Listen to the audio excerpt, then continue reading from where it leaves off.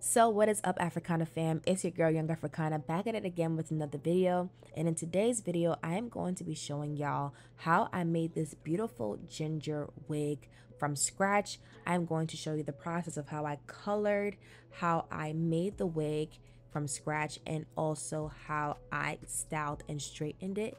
So if y'all want to see how I achieved this look from start to finish, then keep on watching. So today's hair sponsor is from JMKS Hair, and I have 4 bundles of their 30-inch straight alongside with a matching 2x6 closure, and this closure is a HD lace closure. This is perfect for middle parts and a very low maintenance wig. So to get started with the coloring, I am going to go ahead and use 2 bottles of the Adore Copper Brown and 1 of the Rich Amber, and then for bleach we're using the Clairol Basic White with their 40 volume developer. So I did mix the powder bleach with the developer off camera, and I did mix it into a dyeing bowl. I used about 3 to 4 scoops of the powder and then poured the liquid developer in there and made sure that it was a nice thick consistency, not too runny but not super thick as well. And now I'm going to go in with some hot water and a bucket to go ahead and mix the bleach. We are going to be doing a bleach bath method, so using some hot water alongside with your bleach and then mixing it up, make sure that there's no clumps in the water for the bleach. And the hair is now ready. So I did go ahead and unravel the bundles and kind of folded it up into 4, and I am going to go ahead and dip the hair back and forth into the bleach bath and use my comb just to run through the hair to make sure that every strand is nice and saturated. And once I have it dipped in enough and it's nice and saturated, I do go into the next bundle and leave the bundle inside of the bleach bath. And I left this in for quite some time because it did take some time for it to take to the color. So I left it in there for about an hour, and I went ahead and put in the closure last. From my own personal experience of just working with hair for years, I have always noticed that the closure does dye a lot faster than the actual bundles, which I like to use for last, just so that everything is nice and even, and we don't have a bundle that is lighter than another. So I am going to go ahead and take off my gloves and let that sit for about 2 to 3 hours until we get like a nice golden brown. We don't want it to be super duper light, but I did make sure that it was nice and just brown, so that could be our base. Now onto shampoo. I am going to go ahead and shampoo my hair with the silicone mix shampoo and wash out that bleach from each bundle so we could prep it for the actual watercolor method now. So for me, I like to go ahead and use my bucket again. I cleaned it out, and I'm going to use some warm water and use all of the dye into the water and mix it up. And you want to make sure that after you're done, you get all that dye from the bottle, just so you get your money's worth. You feel me? We're not trying to be wasteful out here. And I'm just really just shaking it up, getting all that color out of the bottle. And I go in with my hand, and I just go ahead and mix up the dye into the water, making sure that there's no clumps flying in the water, so everything can be nice and dyed easily. So now once that is done, I am now going to go ahead and dip the bundles into our watercolor bath. And as you guys can see, the color does change pretty fast. This one, you don't have to do a whole process of leaving it in for so long, but you can leave it in if you want an extra saturated color, and just to making sure that everything catches.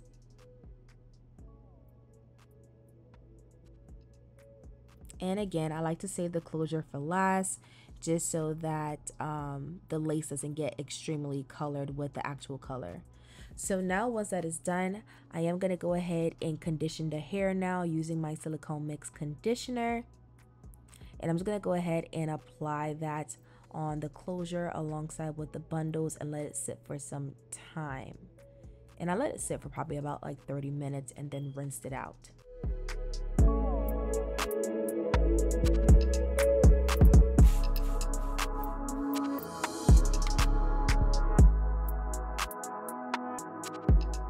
Now once we are done with that entire process. I did go ahead and let it air dry, and as you guys can see, this is how the hair looks like once it is air dried. And now it's on to making the wig. So you want to make sure that you get a dome head that is your head size alongside with a stretch mesh dome cap, and you could get this from the beauty supply store. And I am going to go ahead and place the mesh cap onto the dome head. You want to make sure that it's nice and stretched out and there's no wrinkles. And what I like to do is I like to go ahead and pull at the nape area and use my T-pen just to mimic my head shape. So I am going to go in with the T-pen and then pin down both sides of my nape area just so it could be stretched out more and again mimic my head and the nape area that I have. And as you can see, it is nice and stretched out with no wrinkles.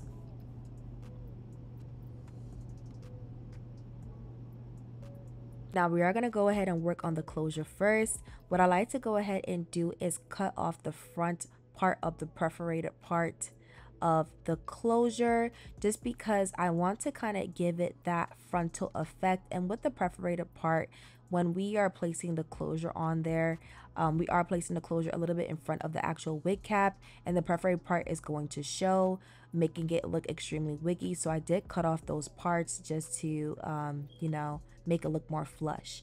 And now I'm going to go ahead and use my T-pins and pin down my closure.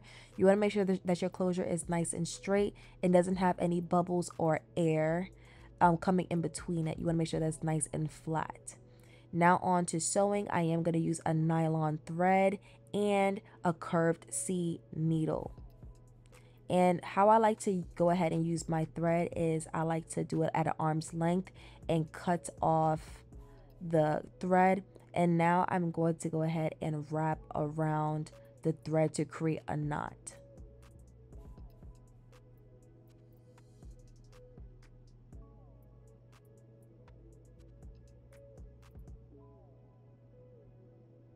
And then once you have your knot, I am going to go ahead and cut off the excess part right before the knot, just so that there's no extra thread laying around.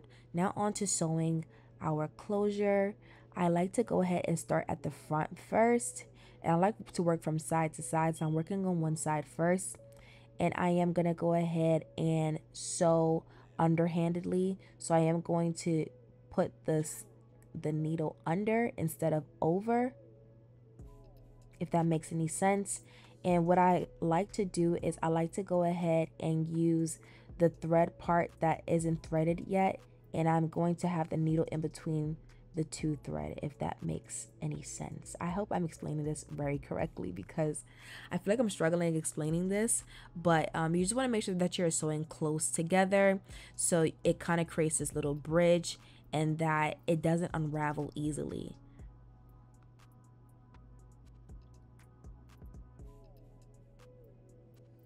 And again, I'm having the needle, I'm sewing under, and I'm having the needle in between the two parts of the thread. And I am going to go ahead and work my way halfway around the closure and then work on the other side and come meet in the middle in the back. And this just ensures that, like, you know, your closure doesn't shift, that everything is nice and positioned. Because even though you have your T-pin in there, there are times where your closure shifts. So I just like to make sure that each side is secure and not just go all the way around. So one side is done. On one side, I am going to go ahead and wrap my thread around the needle, and I'm going to wrap it around 3 times just to create this knot. And then I am going to go ahead and cut it off.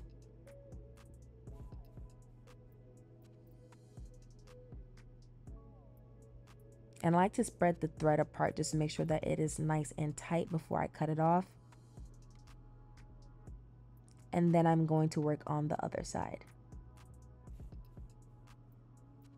And we are doing the same exact thing until we meet in the middle of the back. And this is how your closure should look, y'all.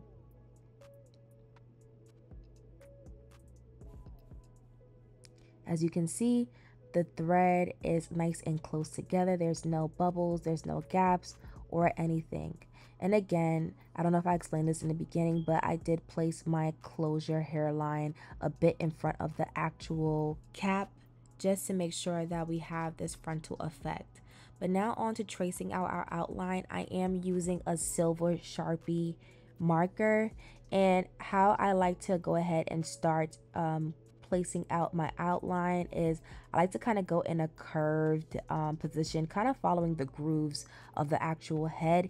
And I do start above the elastic of the nape, and then I like to go ahead and trace about an inch apart. You want to make sure that it isn't too close or isn't too far apart. But I think the thumbnail is an inch. I've been doing this for so long now, I feel like I know what inch looks like. But yeah, y'all, I just go ahead and just kind of trace out the shape of the head. And as I'm getting to the front, I do slightly curve towards the front just so that the hair could kind of fall more towards the front and give it that fuller effect in the front of the hair. But you're just going to keep on following the shape until you get to the top of the closure.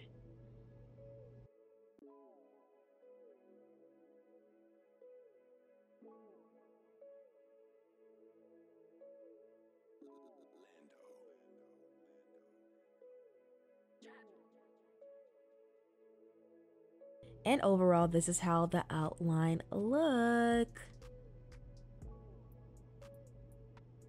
Now I'm going to go ahead and braid away the hair just so that it doesn't interfere with our sewing process, because it is not fun using a sewing machine and having hair all over the place. So I'm just going to go ahead and just kind of cornrow it down, and then also just tie the ends just to make sure that it doesn't unravel while we are making the wig.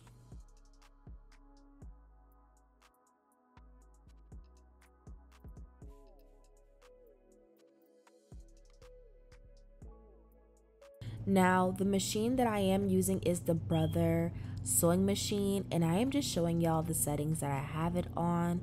This is the XM2701 Brother machine, and I do have my stitch on the third one, which is the zigzag. And now I am going to go ahead and show y'all how I double weft my wefts. So because we have 4 bundles, you do want to make sure that it's extra thick. So I like to go ahead and double up my wefts just so that our hair looks thick. So what I am doing is I am placing or sandwiching the 2 wefts right on top of each other, or right underneath each other. And then I am just going to go ahead and just use my fingers just to kind of smush them together while I'm sewing it. And as I'm getting towards the end, I do like to go ahead and, forward sew and then back sew and forward sew again, just to make sure that it is nice and secured and it doesn't unravel.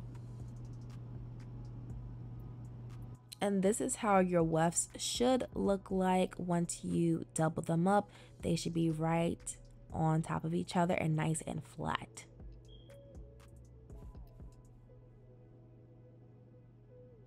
All right, so now onto the fun part. I'm gonna go ahead and lower my needle down and then place down the little stamp thing to keep it in place down. And I am gonna go ahead and start to sew my wefts onto the wig. I do place the weft right on top of the line. And what I like to do is I like to forward stitch and then back stitch a bit. And what I am doing is I am slightly stretching the top of the wig cap. Well, you want to make sure that it's just, flat and not wrinkled as you're sewing. So each time I am just positioning myself to make sure that the top of the wig cap isn't bunched up, because you want your wig to, actually fit the shape of your head and not be smaller than what it is. So as I am, constantly sewing, I am smoothing out the top, making sure that it is nice and aligned. And then once I get towards the end, I like to forward track, then back track, and then forward track again, just to secure the ends. Now once that is done, I do cut the thread, and then I am going to cut off the excess weft, and then we're going to repeat the process. So for me, I do cut the wefts just so that we have a nice and flat wig. I don't do the fold over method just because I feel like it makes the wig extra bulky, and we want our wig to lay on our head flat, okay? So like I said, I am gonna go ahead and smooth out the top of the wig before I start sewing. As you can see, there's no bubbles or bumps on top of the weft, and you want to make sure that you just have your wig cap just stretched out. You don't want to stretch it out completely, you just kind of want to just smooth it out. There we go. You want to make sure that you smooth and sew, smooth and sew. So that's the name of the game. You just want to keep on smoothing and sewing. So whenever you see me stop, is because I've gotten to a point where it is not smooth yet, and you want to make sure that it's nice and smooth before you sew. And I am not applying extreme pressure when I am smoothing it out. It's literally just getting out the wrinkles before I sew.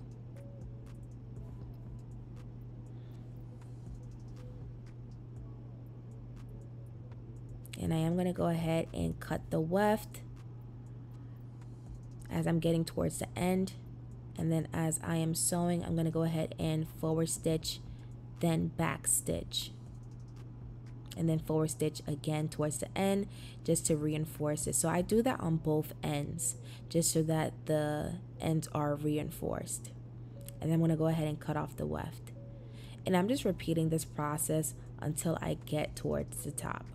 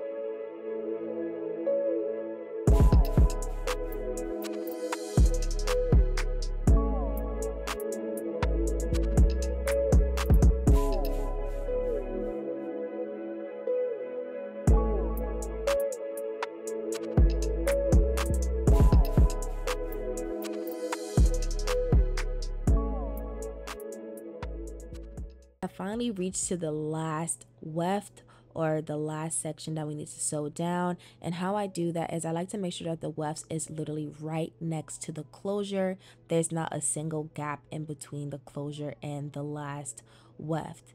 So I'm just going to keep on placing the weft right next to the closure and then continue to sew. And it's the same thing though, but you just want to make sure that it is literally not on top but right next to each other, like it's like stuck to it like white on rice.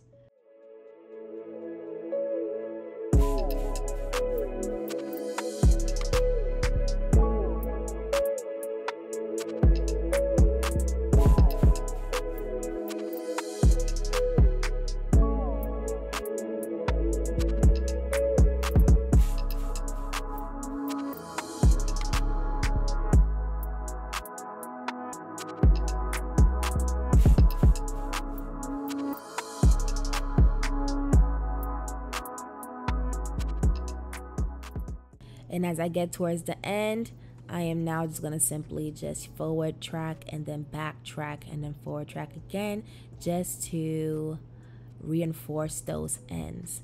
And this is how your wig should look like. It look a little crazy right now, but we're gonna go ahead and fix that. So now we're gonna go ahead and turn the wig inside out. And as you guys can see, we do have the wig cap covering up the actual closure. So I'm gonna go ahead in with my scissors and make sure that I cut right next to the threading of the closure. You want to make sure that you're not cutting on the actual thread, but right before the thread of the closure, just so that you don't accidentally, cut the closure off from your wig. So I'm just cutting off that excess wig cap just so that our closure can have some shine. You feel me? You want to give your closure a little bit of shine, just so that, she can reveal herself and that we don't have a black cap underneath our lace.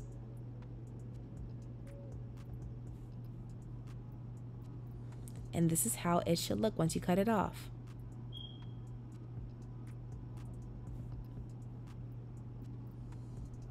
All right, y'all. So now onto the styling. I am going to go ahead in small sections, and I am going to be using the flat iron and chase method. So what that is literally just using my flat iron and then my comb right underneath it, and then I'm just going to go ahead and flat iron it out. And I want to make sure that I get every single section, which is why I'm working with every section so it is nice and straight. And y'all, this hair straightened and colored like a dream. Like, look at how even that color is, y'all. And I am going in with my Fantasia heat protectant spray, and I'm spraying in between each section as I'm doing it. But yes, y'all, you want to make sure that you have your flat iron. I have it on the hottest setting. This is my Infinity Pro flat iron, and I am just going to go ahead and use the chase method with the comb right at the bottom of it, just so that we could get it extra straight. And y'all, look at how luscious this hair is looking. And I'm just repeating that process all the way until I get to the top.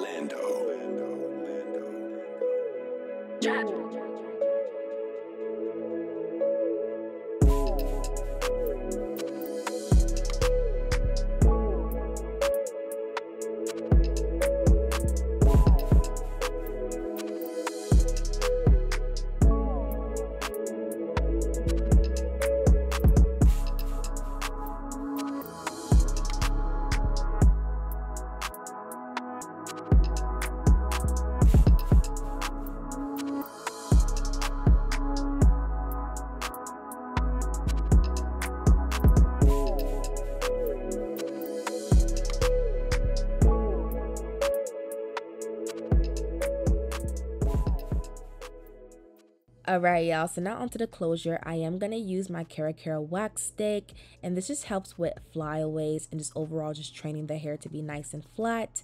And I'm using that right on top of the part, and I'm using my hot comb. This is my Andis hot comb on the hottest setting. I'm going to be listing all of my hot tools on my Amazon storefront. Go ahead and check that out in my description box below. I'm going to show y'all all the tools that I used. So I am now going to go ahead and use my Nairobi setting lotion and some hairspray. And this is the trick to get like your closure extremely flat, no flyaways, and just super just sleek, y'all. And I just placed that on top of the hair only, just so we could get those flyaways out.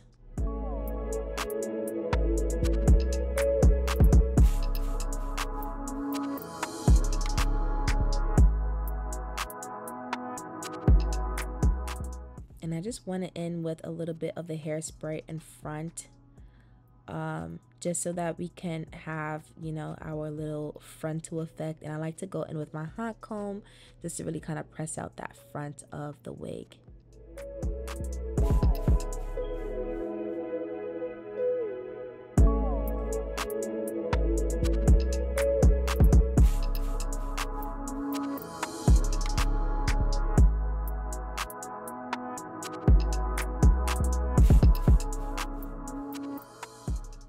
now I'm just gonna go ahead and keep on combing it until I have my desired outcome.